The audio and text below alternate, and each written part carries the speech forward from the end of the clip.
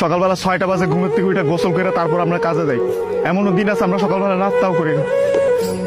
রাতের 8টার পরে আসি কাজ থেকে, আইসা যে খানা খামো ওই শক্তিটাও থাকে না, সেখানে আমাদেরকে রান্না করে তারপর খাইতে হয়। আমাদের কোনো ছুটি নাই। একদিন আমরা ছুটি পাই, ওই দিন আমরা ঘর গুছাইতে, কাপড় ধুইতে, এটা সেটা করতে করতে চলে যায়। কাপড় ধোয়ার জন্য যে মানুষ রাখবো, মানুষ রাখলে তো টাকা যাবে, বেতন দিতে হবে ওদের। ওই টাকাটা বাসায় আপনাদেরকে পাঠাই, তারপর ওইটা দিয়ে আপনারা ফুটা নিবেন। আর এই যে ইস্ত্রি করা, এই যে ভাজ আলা কাপড় বেড়া ঘুরেন, আর এই যে কাপড়, আমরা কাপড় পরতে পারি না ওইখানে। এই যে এখানে দেখেন না ভালো ভালো কাপড় পরে ঘুরতেছি, এটা খালি আব্বা আম্মা আত্মীয় স্বজন দেখে ভাবে যে অনেক সুখে আছে। ওখানে তো জামা কাপড় পরার টাইমই পাই না আমরা। কখন জামা কাপড় পরবো? সারাদিন তো ইউনিফর্ম পরেই থাকা লাগে। রাতের বেলা বেলা খাওয়ার পরে এই যে 5টা মিনিট মা বোন বাপের সাথে কথা বলি, ওইটাই আমাদের জীবনে সারাদিনের সুখ। সারাদিন কষ্ট করে ওই যে 5টা মিনিট মায়ের সাথে কথা বলবো, এটার জন্য 16 ঘন্টা 18 ঘন্টা করে আমাদের চাকরি করা হয়। বুঝবেন না আমাদের কষ্ট।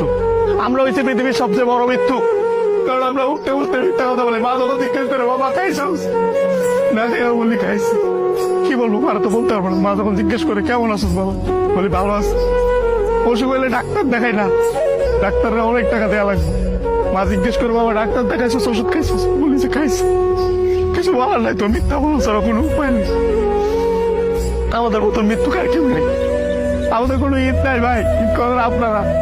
আমরা সেবাই পোলাও করবা খাইতে পারি না।